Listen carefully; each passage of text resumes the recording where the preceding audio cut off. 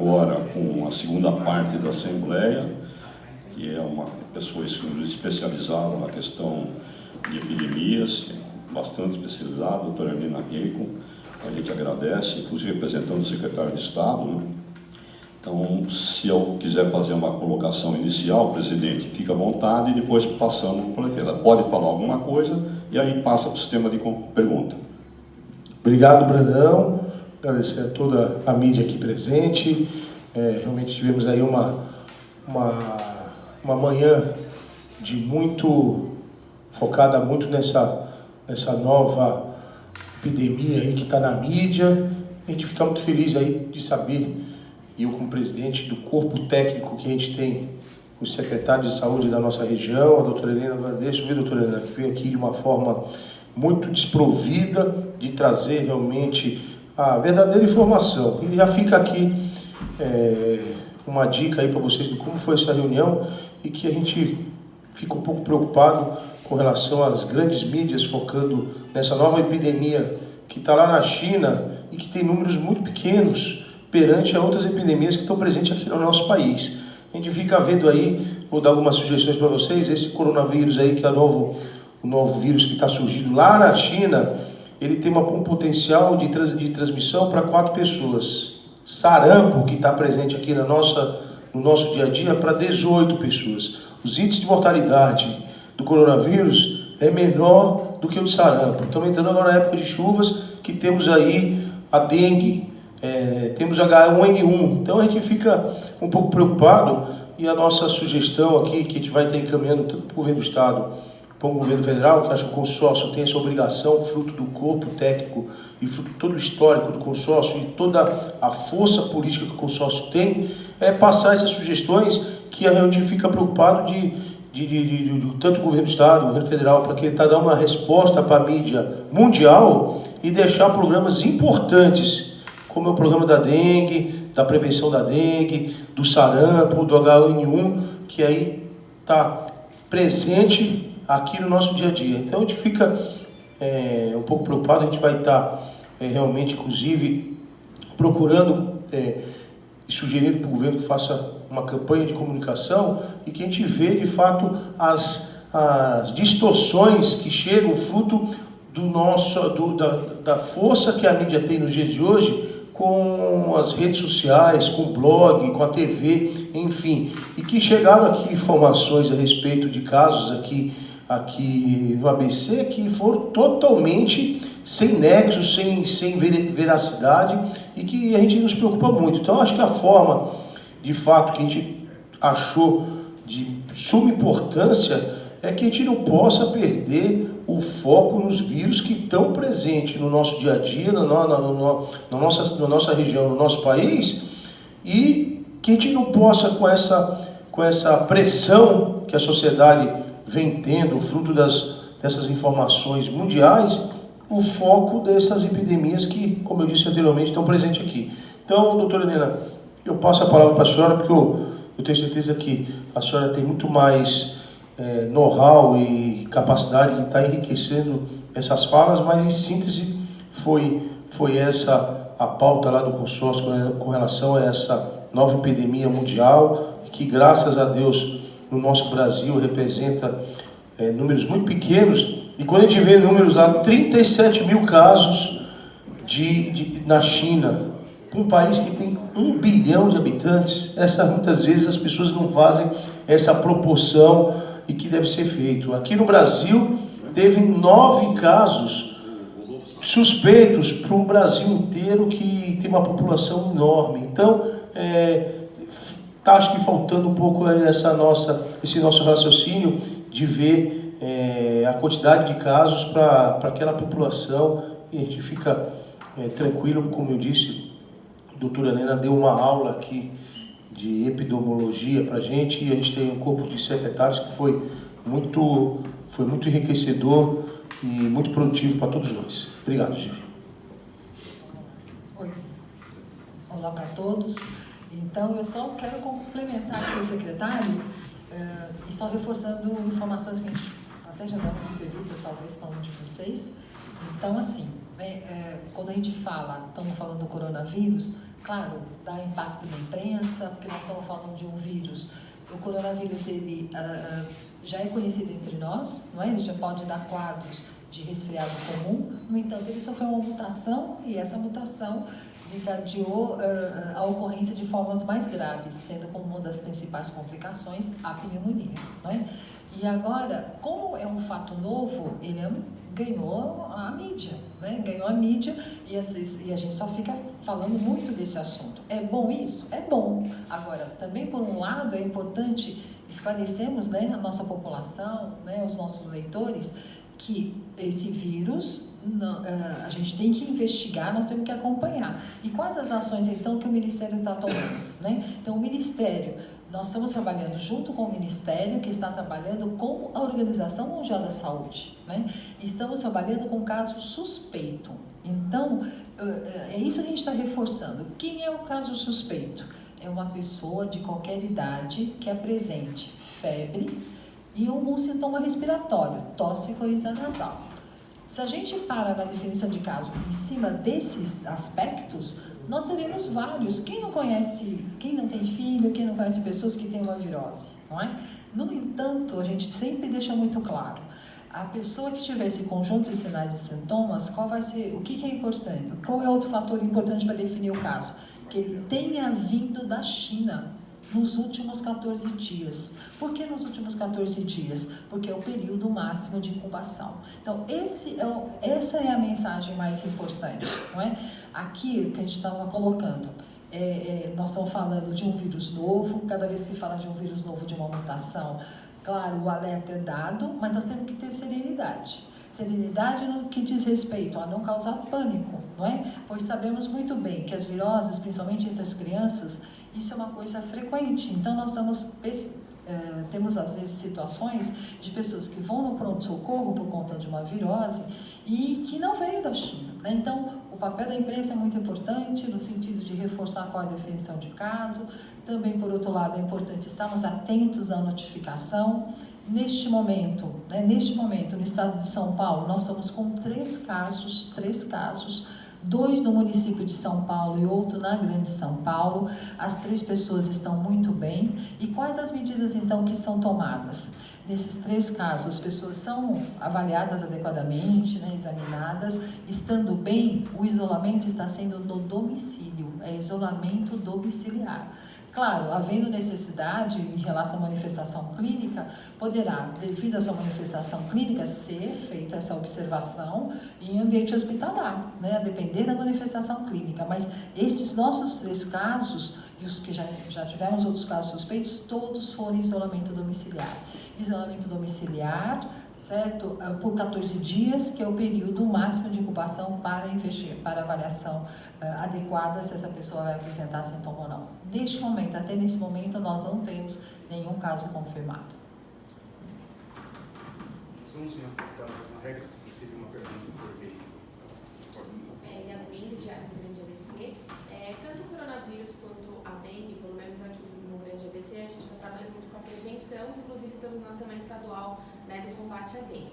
Então, eu queria só que vocês pontuassem se já tem alguma ação específica, tanto para a dengue quanto o coronavírus, nesse aspecto de prevenção. Corona eu falo. Em relação ao corona, a principal prevenção é a informação. Neste momento, é a principal prevenção.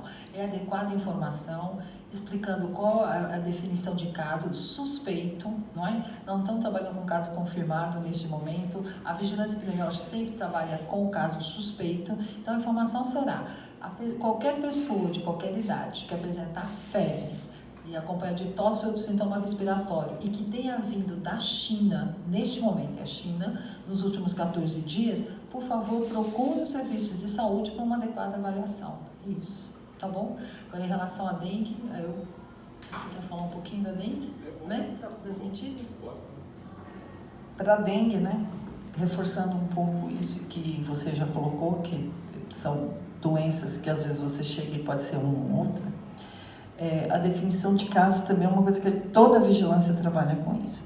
Então, no momento que a gente foca, né, e é importante que seja focado, né, num vírus novo, numa mutação, que a gente não esqueça das demais. Então, essa é a primeira prevenção que eu acho que, assim, se você só pensar em coronavírus e esquecer dengue, a gente vai ter um aumento muito importante.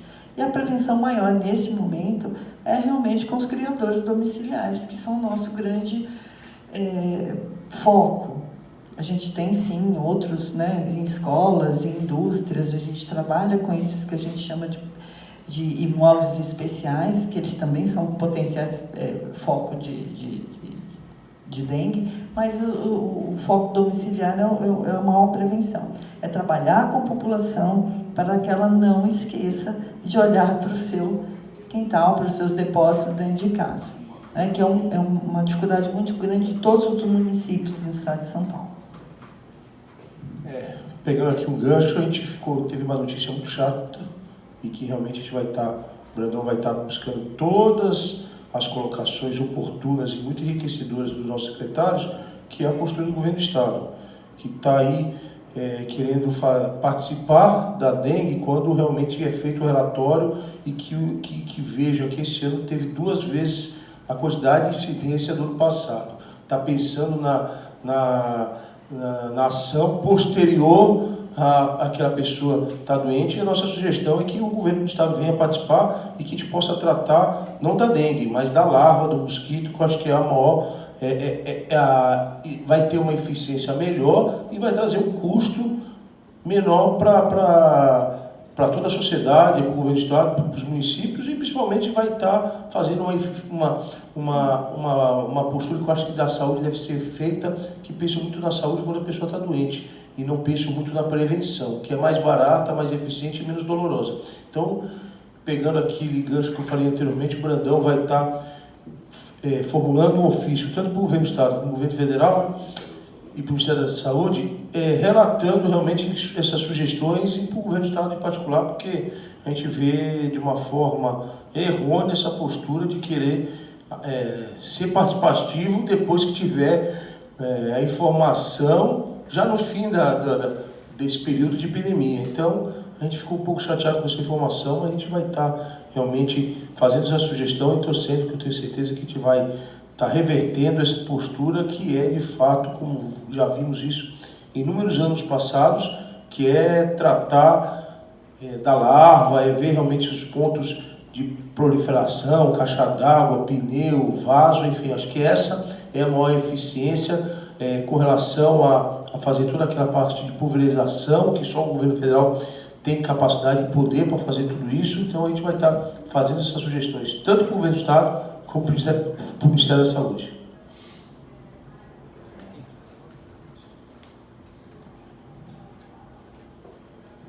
Janete, da Rádio ABC. Doutora Helena, o que mais preocupa a saúde pública? A dengue, o coronavírus ou o sarampo?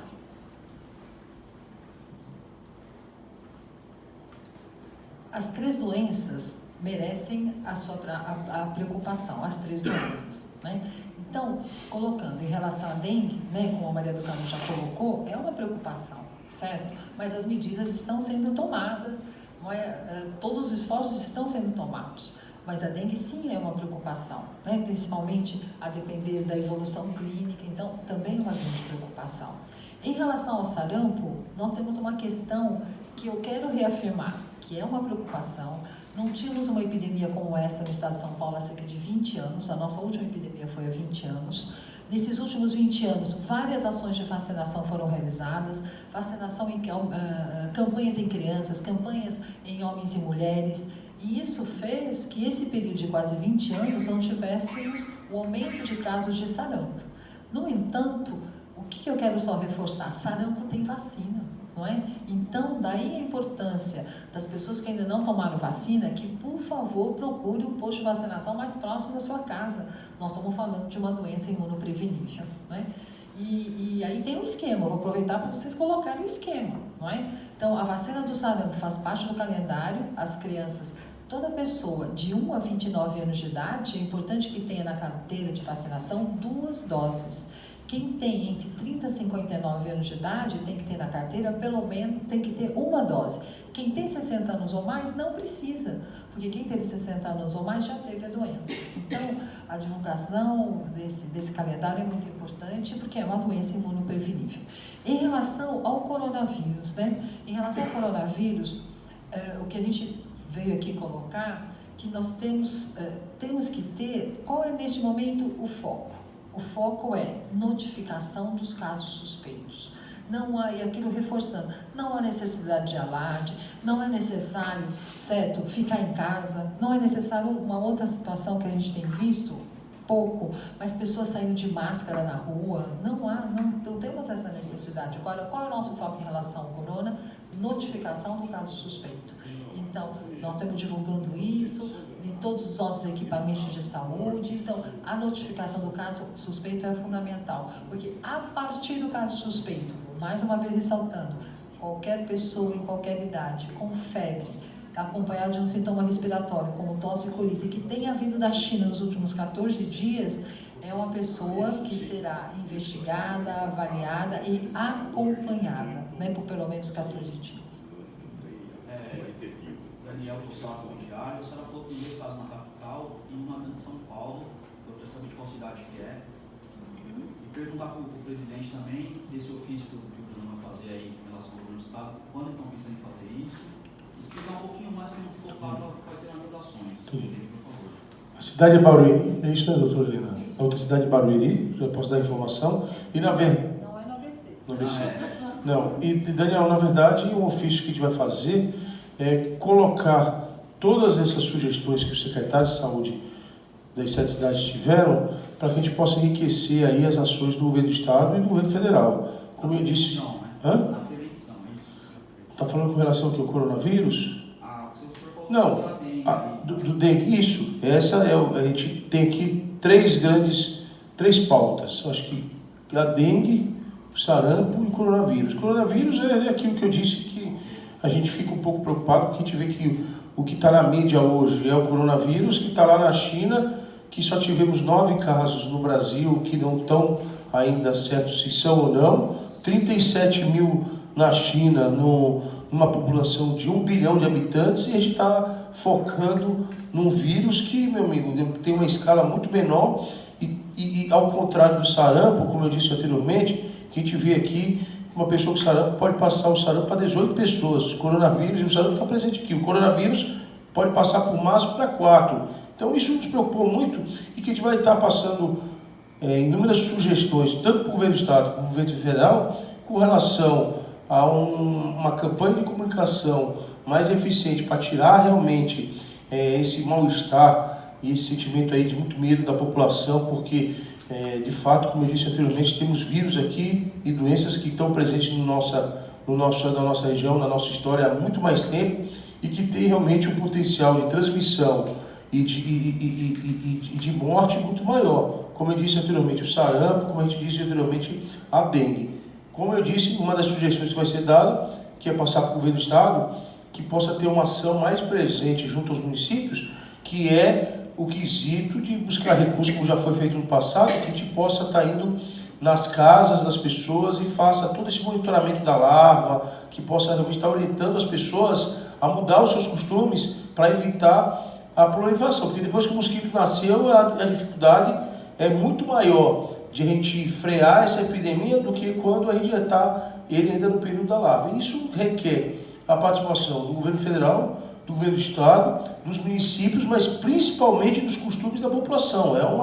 É uma ação muito difícil, porque a gente tem que primeiro ter a permissão, muitas das vezes, para entrar na casa das pessoas. Então, é uma ação que requer, no meu entender, a participação de todos, para que a gente possa fazer com que esse período de dengue que a gente está entrando não traga realmente grandes prejuízos para toda a população.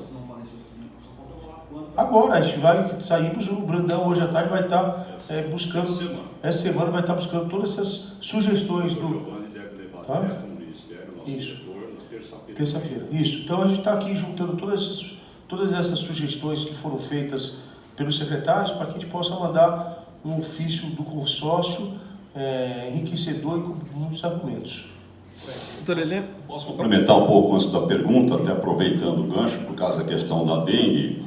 No final do ano passado, nós fizemos aqui uma entrevista com vocês também, e uma das colocações foi que, não é uma crítica, mas é uma constatação, a própria imprensa, ela ajuda muito quando ela fica, de uma certa forma, até insistente em relação à prevenção para o morador, não é para a questão da saúde, não é nada. Então, os secretários da saúde estão pedindo isso, que a imprensa seja uma participação. E outra solicitação importante, que até foi do Dr. Geraldo Repler, que é de São Bernardo, ele deu uma comunicação que eu acho que é importantíssimo, se vocês puderem fazer, que é a questão do escorpião. O soro está centralizado por 7 municípios no PS Central de São Bernardo. Essa informação é muito importante, porque tem um prazo mínimo de tempo, desde que seja aplicado de 4 horas, para que a pessoa não tente buscar em outro local e vá direto para São Bernardo. Tem suspeita, acha que foi escorpião, PS Central de São Bernardo.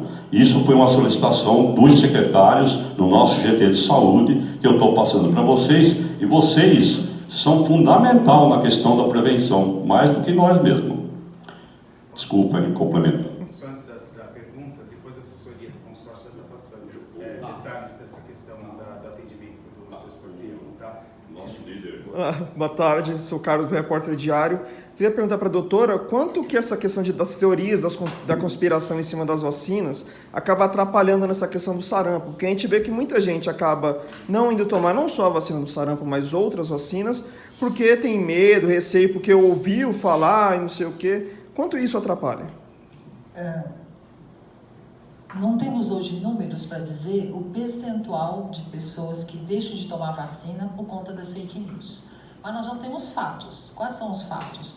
No estado de São Paulo, né? Não só no estado de São Paulo, a gente observa as coberturas vacinais no país. A nossa meta é de 95%. E nos últimos 2 anos, não chegamos em 95%. Ela foi menor que isso. Uma situação que há muito tempo a gente não via. Então, a questão das fake news não é uma situação apenas do Brasil, ela é uma questão mundial e nós temos que combater essa situação. Porque a fake news, como o próprio nome diz, é uma notícia falsa. Então, tá aí um exemplo, né? Já saíram nas redes sociais há um tempo que a vacina do sarampo dá autismo.